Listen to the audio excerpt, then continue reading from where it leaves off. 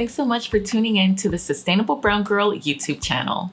This show exists to provide representation for women of color within the environmental space, to share their stories, and to inspire all to be more eco-friendly every day. I'm your host, Ariel Green. This is where you can see all of the full video podcast episodes. So be sure to subscribe to this YouTube channel and turn on notifications so you don't miss an episode. Also, go follow us on Instagram at Sustainable Brown Girl. Enjoy! We are bringing back the pop quiz segment of the show.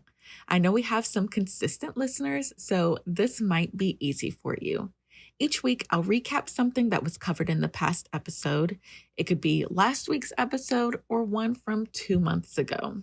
If you know the answer, simply DM at Sustainable Brown Girl on Instagram, and I'll give you a shout out in stories. Got it? Okay. So in episode 69 with Rachel Laurier of Kele Wele, what type of fruit does Rachel use in all of her culinary creations? This should be an easy one for you gals. If you know the answer, send me a DM on Instagram and I'll give you a shout out. Today's featured Sustainable Brown Girl is Sabrina Noorani, founder of ClearForMe, a platform that's taking steps to educate users on beauty product ingredients to ultimately make more sustainable decisions when it comes to the products they purchase. Hi, Sabrina. Thank you so much for joining us today. Hi, I'm so excited to be here. Thank you for having me. Yay. So we always like to start the podcast with learning more about your background. So tell us how your sustainable journey began. So a little bit about my background. I was born and raised in Tanzania, and I'm from East Africa, 4 generations from East Africa. And I'm also Indian. My parents are, 4 generations before Tanzania. Our family was from India. So, I'm kind of like a strange mix of an East African Indian immigrant. And I moved to the States when I was about 8 years old with my family, and went through the whole journey, I think, as all immigrants do, of trying to acclimate to not only a new culture, new way of living, or the whole thing that I think everyone can relate to that's been in my shoes. But I grew up, in a close family. I had 2 siblings, a supportive parental structure. And so I was really fortunate.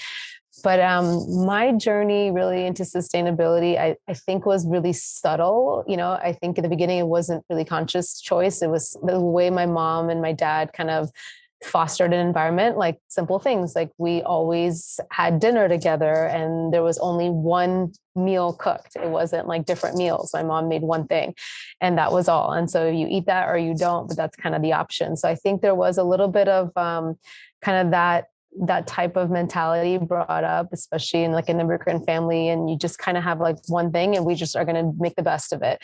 And I think more as consciously is like, I think where that really stepped in for me, I think was, more recently than not, to be, unfortunately.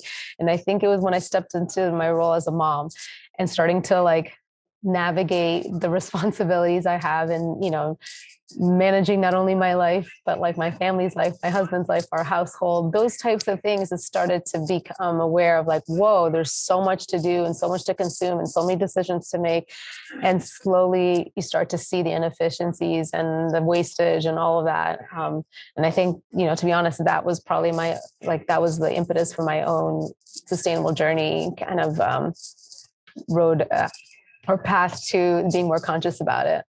Yeah, I love how being a mom kind of helped you to be more conscious about your impact, because I can see how, you're nurturing this next, this next generation. And it's like, you want to leave them a nice planet to have, Yeah. Yeah. So that's awesome. It's true. Sometimes like things have to happen you have to get that perspective and you need that. And you start to have these conversations about how you want to parent or how you want to have conversations or, what are the messages that you want to instill to raise, more empathetic, aware human beings. And, because it's natural for us to look at how we were raised and what we would want to do different and how we want to evolve that. Right. And I think every generation does that, and it's normal. And I think part of that also was like, okay, well, how do we make sure we instill someone that's, humble and also assertive and also, thinking about the impact. And part of that definitely, what we do, what we say impacts everyone around us. And the same with what we consume. And so I think it's all really connected, not just products we buy, but also like the choices and words we say. Yes, absolutely. I love that. So let's talk more about Clear for You. What is it and what inspired you to create it? Yeah. So ClearForMe was, Sorry. No, it's okay. So ClearForMe, I mean, it's great. Clear for you, clear for me. We're all clear. The whole point is that, everyone can be clear. And it really stemmed from a personal problem that I developed out of the blue. So I do not come from the beauty world. My day trade, I was, in finance, I was in Wall Street, like a total different line of work, right? And total different path. And I developed skin allergies out of the blue. Years ago, my lips, all of a sudden, they started to tighten up. And then it started to get really itchy. And then eventually the skin around my entire mouth started to peel. And I was peeling so much that I was getting staph infections around my mouth every other week. So yeah, you can imagine it was a pretty intense period. And I, went on this journey, I think, as anyone would do. And when you have an issue with your skin or something going on with your health, you start to become more educated. And so I went down this path of like, what are some products I should consume or ingredients? You kind of start to realize, well, it's really their ingredients and things that you should look at and try to avoid, or things that you should try to include based on the needs that you have. And I, really learned so quickly that as a consumer, I could not pick up a product in a store or even online and quickly understand what's in it. And what does this do? And how do I make the right decision for me? And, a key, really simple, but really big problem in our industry is that there's no standard for how ingredients are labeled. And this is true not only for beauty products, it's for any product with an ingredient list. There's no standardization, but more importantly, in cosmetics, this problem is exemplified by ingredients like vitamin C, which we've all hear now is amazing for skin, anti-aging, has all these incredible benefits because it's a vitamin, right? It's an antioxidant. It has 35 different synonyms that could be used in an ingredient list for it. Salicylic acid, which helps exfoliate your skin, has 12 different synonyms for it. And water is the best example. In our database, there's over 60 different ways that water is labeled by brands. And that's water, right? And so it's not that, it's because there's no standardization in the industry, it makes it really hard for a consumer to be able to navigate products and ingredient lists when they're trying to make an informed decision. But more importantly, the recommendations then we're getting from retailers that we shop at, it's not standardized and it's not personalized and data driven. And so that was the big opportunity. So ClearForMe was built from this problem. And essentially, we are the Google for ingredients, and we service brands and retailers to help them provide ingredient clarity to their customers, to help make sure that their ingredient information and product data is as consistent and clear across all of their channels. So when you and I shop for the products that we love, whether it's at a Sephora or an Ulta or a Target, we get the same consistent experience of those products and their ingredients and the information that's really relevant about the product's attributes, like if they're gluten-free or organic or non-GMO. So we're able to help facilitate that transparency for brands and retailers so that when consumers shop, they can easily have a consistent, accurate, transparent experience for their products. That's awesome. So is it like something that I can go to and look up a product and see all of the ingredients and learn more about them? Yeah. So the way that you as a consumer can do it is you get to shop where you normally shop. So for example, Credo Beauty is one of our retail partners. So if you go to Credo Beauty and look at any of their, clean products that they sell, as a consumer, you can go to the product page and where the ingredient list is. That's where ClearForMe kind of lives on product pages of our brand's e-commerce sites. And as a consumer, you can now click on any ingredient and see a simple 1 to 2 sentence definition explaining what this ingredient is and what its functions are in layman's terms, like What does it mean to be a surfactant? What does it mean that it's an emulsifying agent or an abrasive? So we explain that in a neutral way and right where customers are trying to understand and make the product choice. You can do a lot of other capabilities, but clickable ingredients is really a core solution of ours that we are bringing to brands and retailers' e-commerce pages, one brand at a time, but we now have over 350 different brand and retail partnerships. So we're growing and we're growing fast. Yeah. Yeah. Awesome. So is it like when brands use this and then customers are able to look at the ingredients, does it provide more like, more information about the products and kind of gives the consumer more of a like understanding of the product and, Yeah, like it's a great question. So, we've the need that we saw that is really important to solve is that because customers are so thirsty for information. And I'm sure, I don't know if you've experienced, have you ever been down a Google rabbit hole, right? Like you look up something and next thing you know, like 20 minutes later, you're at somewhere that was so like far from where you were looking, and then you're somewhere else and you kind of just go down these holes. And so I've been through that. The point, and that's a big problem. And it stems from, okay, you had a question and you wanted to try to get the answer to it. So what we're solving is to be able to answer those basic questions, especially related to what is this product? How is this made? What does it do? The ingredient storytelling and the value prop of why it's differentiated, why it will solve the problem that you're really seeking and most important for your skin. And so that's what we help solve. And so we do it, in the clickable ingredients, it's a really simple kind of offering where it's that standard 1 to 2 sentence definition, really in a neutral way, explaining what this ingredient is. But we also marry it with the brand's custom information that they want to highlight about an ingredient, maybe why it's formulated in a really special way, or how, where it's sourced from, or how is it sourced, or, what are some of the key benefits that they believe with this formula it will bring to the consumer. So we marry our neutral information with the brand's storytelling that's really unique about their product formulation and deliver that to the consumer in a user-friendly way. So it's frictionless, right? Like when you're shopping for a product, you don't have to now open up another tab, or you don't have to open up an app to kind of go down this hole.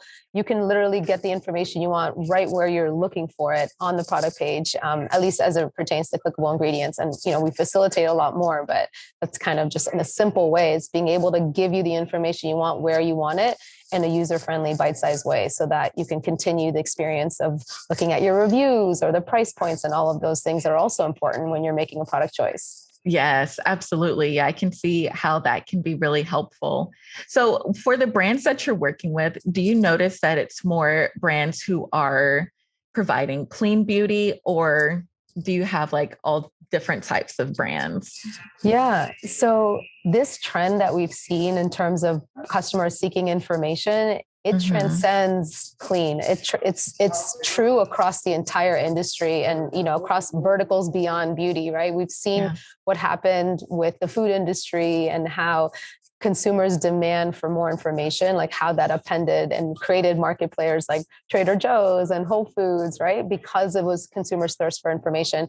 And I think to answer your question, we are working with brands that have one SKU and that are, really small niche indie beauty brands to large brands who understand that if you're not answering your customers' questions about products and their ingredients, then you're going to miss out. And so we work with so many different sizes of brands, small and big. And we're excited because at the end of the day, bringing transparency and information is beyond clean. It's table stakes on my end in terms of like when a consumer is looking for what products to buy. Yes, I see.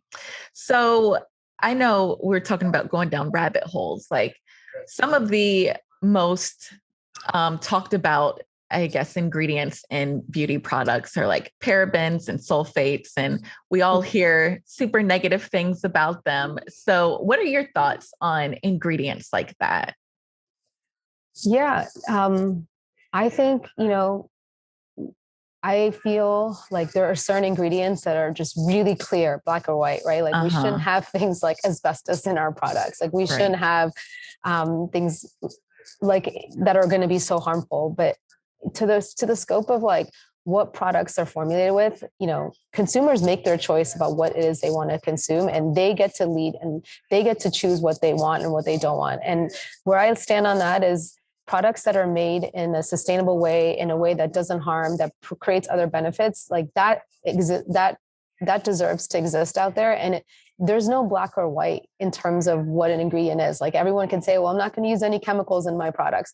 Water is a chemical. Like it's, it's become what's happening, unfortunately, for consumers is everything is so sensationalized where everyone has to be on one side or of the other. It's either yes or no. And that's, this is not just for cosmetics ingredients. This happens on the political world and in all of these other areas.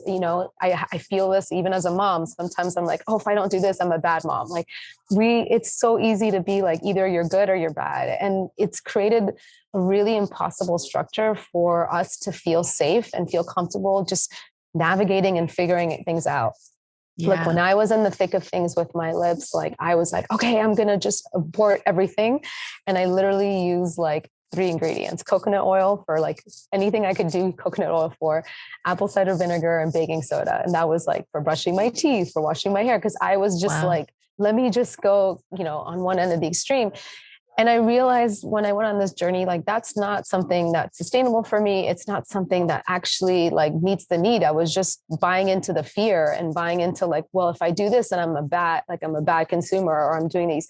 So, to be honest, like for these ingredients like phenoxyethanol that sometimes gets a bad rep, or, that can get, it depends. And it depends on if it's safely used. And what's great about us as consumers is we get to choose, and we get to say, you know what, to me, it's more important that I have ingredients that are, sustainably sourced, or it's more important for me that these have, preservatives that do this because I need, I need this, or I don't want this. And so my goal is we want to empower consumers to be able to make the choices they want. And we want to make sure that when they are shopping, they are getting data-driven recommendations and data-driven information. And that's what I want to bring.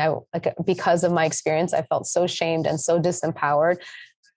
That's really important as kind of our offering as ClearForMe. It's not to tell you what's good or bad. It's just to give you the information so you can make that choice.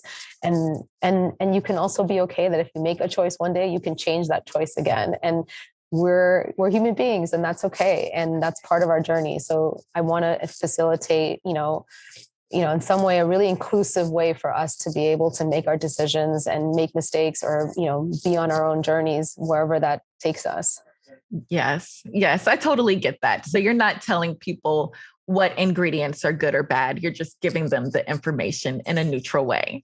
Yeah. And look, I don't believe that there are outside of like 100% the bad agents, like we need more regulation. We need more, information about the source of ingredients and about how things are made. And if things are great, but it's harmful to the environment, like that could mean that for one person means something on one end of the spectrum, and for somebody else that's not something as important, where maybe they'll think about another part of like the formulation and the piece of like that product coming to market. And so we have to kind of give everyone a standardized way to look at things so everybody can make the choice of like, to me, this is really important.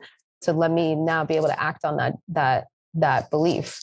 Yes, absolutely. And you just mentioned product regulations. Like I know the US is awful when it comes to regulating ingredients in beauty products, like food products, all of that. So what are your thoughts on that? Yeah. So, you hit the nail on the head. Like the last time there was a regulation in the cosmetic industry was 1938. Wow. So, we have regulations all the time passing in the House and Senate, but nothing related to that. And so that was, really clear on my end. And I know, I think a lot of brands now that are formulating are tying it to the EU standards, which have, more than, just around 1,400 or so ingredients that are banned in terms of, and how they decide, or how the regulations they have around labeling and any other kind of things that Europe is doing. And so at the end of the day, like I believe real regulation, even if we see things change in the US, like it's not going to come from government agencies. Like real Mm-hmm. regulation is going to come from our wallet choices and what we decide to spend our money with. It's the reason why we've seen so much innovation and so many more products that are inclusive, that are meeting niche like segments and concerns that were never addressed.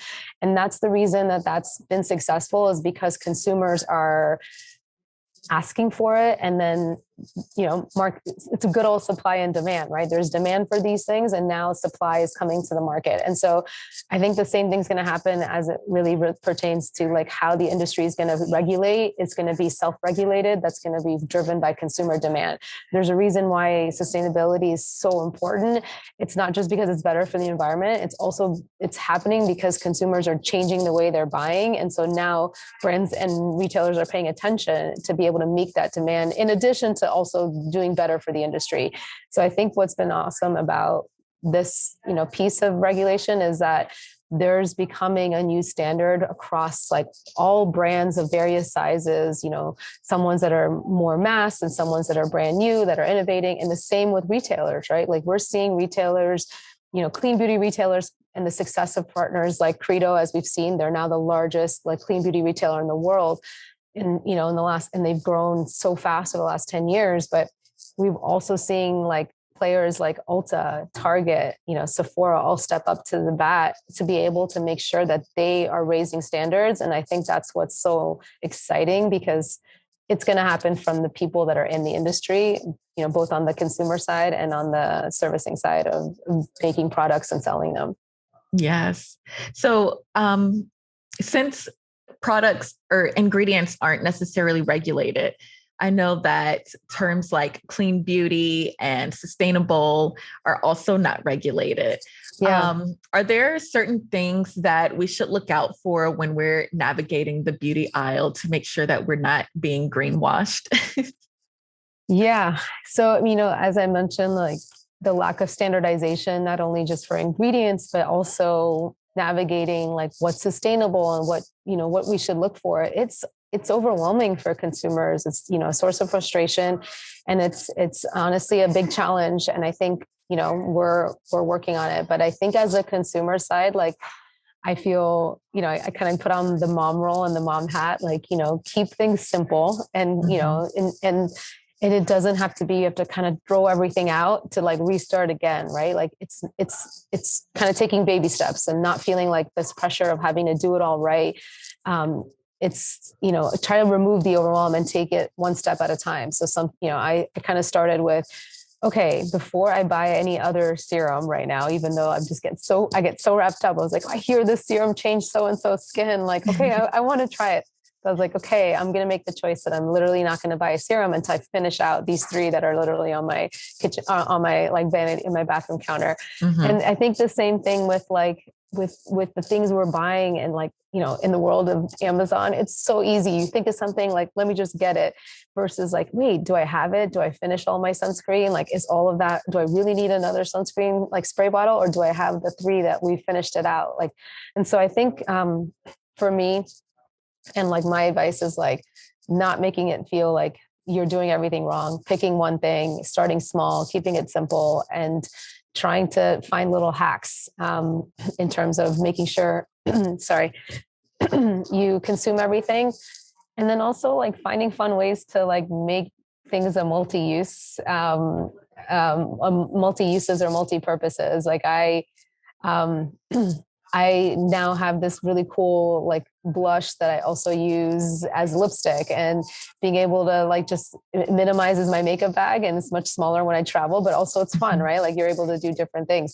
I also buy like the lotion I buy for our family. It's the same one I use, and our whole family uses it. And so like I have this really big, like, I don't even know if it's a gallon kind of like bottle, and that's what I use to refill. But it's great because like my kids use it and my husband uses it, and it's kind of all together versus like all segmented. So those are some of the things that I've done recently that I find like I feel better about. I know I'm making healthier choices and more sustainable choices, and also kind of minimizing like all of the overwhelming feeling that everybody needs their own thing. Yes, yes, absolutely. So I'm sure you see a lot of different brands, come through ClearForMe. Are there Yeah. any that you're super excited about? I mean, so many, and there's like so many that are doing such cool things and like taking transparency, sustainability, like efficacy, all of these things up like to the new levels. I mean, I think Codex is a brand who's founded by an incredible scientist, Barbara, and she like I saw her speak a few months ago in San Francisco, the Personalized Beauty Summit, and like the level of detail that she looks at in terms of testing the products and innovating on sustainable sourcing of ingredients, and how she looks at potentially creating environments, creating ingredients that will really change and upend the entire industry is like mind blowing. And seeing her like with her passion is incredible. I think another brand that I'm a huge fan of is Versed. They not only like walk the walk, but they talk the talk. They make they're the largest, I think, fastest growing sustainable beauty brand, and they invest so much in not only building sustainable products, but educating consumers on how to like understand what sustainability means to them, and how they deliver that, and how a consumer can think about that. And I think like brands that invest a lot in educating, I think, are the ones that impress me the most. Maybe that's because naturally that's kind of what ClearForMe is about. So I really get behind brands that are behind that ethos, that invest in that, because I think as a consumer, I kind of put the consumer hat. I want to know and I want to understand. And I also know when I go to a site like Burst or I go to other brands, I know they know so much more. And I'd love to like absorb as much as I can, but in a way that I can like understand and also I can apply. And I think those are some of the two examples that I think more recently came to mind. Yes, awesome. Yeah, it's so exciting to see all of these clean brands and who are really just trying to make an impact, to be better and do better. Yeah. Yeah. What are some So, of your favorite brands? oh wow. I'm so basic. Honestly, I honestly like don't even have any like specific skincare routine. Yeah. But as far as makeup goes, I've been using Clover, or Oh, is it yeah. Clove, something like that. And like, for skincare, I've been using plain products. So yeah, super basic. Yeah. Are there ones on from a sustainability standpoint that you feel really impressed by? Um, Honestly, I haven't really looked that much into it, but so Clove, I know they use, I chose them because they use like refillable makeup. Yeah. Trestique is another one that I've used for makeup, Yeah. because they also have like refillable options. And I think they use clean ingredients too. And plain Yeah. products, they also have like metal containers and all that. So It's so cool how now like refillable makeup and refillable like is it's standard, right? As of yeah, like 10 years ago, that was just crazy, and that wasn't even right. something that was feasible. And that's what's so cool about what's happening in the industry is like brands are innovating, and like Yes. makeup, especially the fact that you can go and just get your whole foundation refilled is incredible. And there's so many brands now offering that, and they're also great products that like look great and you feel good in.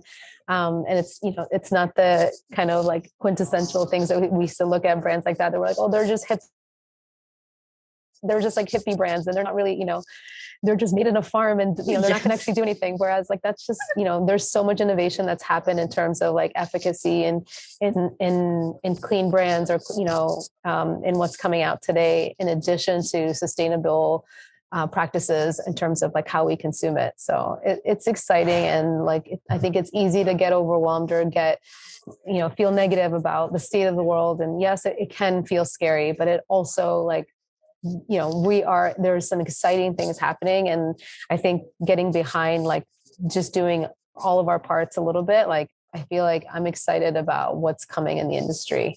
Yes, definitely. It is an exciting time. Yeah, I know. One last question I want to ask you is in regards to DIY products, because you mentioned earlier that when you were having your skin issues, you used some, very basic products. So I want to Yeah. know, like, what are your thoughts on people making their own products? Oh, I mean, I'm a huge fan. I give so much props to people that do. I feel like, everyone's has, it's a way to be able to express yourself, right? Like using skincare or makeup. And I think, my level of it has been either going simple, basic, like what I mentioned earlier, or I'll mix products that I have to make a color combination that works for my skin color and skin type. And I think that like, that's always happening. Like people are always trying to figure out like what's the right combo for them. I think it's amazing, and I'm just so excited to see some of the brands now that are starting to incorporate the DIY capability in the consumer experience, not only through things like virtual try on, but like function of beauty. You can now, you can go to a Target and create your mix of like your personalized shampoo in terms of what you want. Like I think there's so many ways that DIY can be exhibited, and I think what's cool is starting to see some of that in the product discovery experience part of like deciding which products to buy and what to make. Yes, absolutely. Yeah, Yeah. it is nice to kind of experiment a little bit and, see what works for you. Yeah. Yeah. It's super cool. Yeah. So tell us what's next for Clear for Me and how people can support you, how they can find you online and all that. Yeah. So they can find us on our Instagram at clear_for_me, and, check it out. I think, the main thing that I think we're trying to upend is we think at the end of the day, being able to understand ingredients on any product you consume, wherever you want to consume them, should be table stakes, as I mentioned, right? So in order to be able to get that, like our goal as our ask to you as a consumer is if you care about that, like ask your brands, right? Like, why aren't you making your ingredients clickable? Like provide that data. It's happening in hundreds of different brand sites. And if it's not with Clear for Me, do it with in another way, right? But I think like this us being able to want this information and be able to get it shouldn't feel like a burden, right? We shouldn't feel bad about asking for that. We shouldn't feel like we're trying to be Sherlock Holmes and like it's a detective thing. It's not about that. It's not about uncovering bad things or uncovering things that are hidden. It's actually just uncovering information so we can feel less overwhelmed and more empowered. And so I think for us, my goal is like continue to continue to seek the information you want and get it, and you will. There's so many incredible brands that are doing it, and I think it's I just want to say it's okay, and because I believe it, and I think our goal is to be able to change that across the board and bring clickable ingredients to every single brand out there, not just in the US but across the world, and we're just doing that one at a time. Yes, I love it. Yes, you are doing it. I love to see it. It's so great to be able to have the option to learn more about the products and our ingredients because it's, really important for us to know what we're putting on our skin. Yeah. Yeah. And it's fun. Yeah, exactly. Yeah. So, Sabrina, our last question is, what does being a sustainable brown girl mean to you? Oh man, you saved the hardest one for last. I think I guess the answer to me is being able to transfer this knowledge or to be able to impart this, to be able to raise really like special human beings that will make an impact. So if we can, teach the things that we're learning to our kids so that like, my kids can, for example, for me, like it's doing it with my kids. So it's part of like their everyday, and it's part of the way that they are, engaging with all these little tasks that, or, fun things or things that we do as a family. Like that would be impactful because I can actually like create a network effect with one child. Right. And now I have three. So I get to do that across three of my kids. And so for me, being a sustainable brown girl is being able to impart, that knowledge to my kids, and also, the knowledge that we as humans are, there's a book that's called Same, but Different. Like we're all, a little bit different, but we're also all the same. And so being able to share that we're all mirrors for each other, that things we all experience are, all connected across the entire universe. Being able to share that along with some of the practices, it just makes it more impactful, because then you know that when you're making a choice or doing certain things, like it has an effect. And so if you feel like it can have an effect, then like it's wow, it's not just, to just check this off for my mom. It's actually because it's going to make this better, and it's going to change this for the world, and it's going to, have an effect with the kids, and the kids I hang out with at school, or it just starts to have a network effect. And so I think being able to impart that is the pride that I take in being a mom, and what I want to continue on. Yes, I love it. You're doing it for the kids and for the future generations. That's amazing. Yeah. Thank you so much, Sabrina, for joining us today. It's been such a pleasure. Oh, thank you so much, Ariel. I'm really stoked and honored to be here, and big fan. So thank you so much. Thank you. Don't leave just yet. Click here to hear from another sustainable brown girl, or click here to watch the full playlist from this season.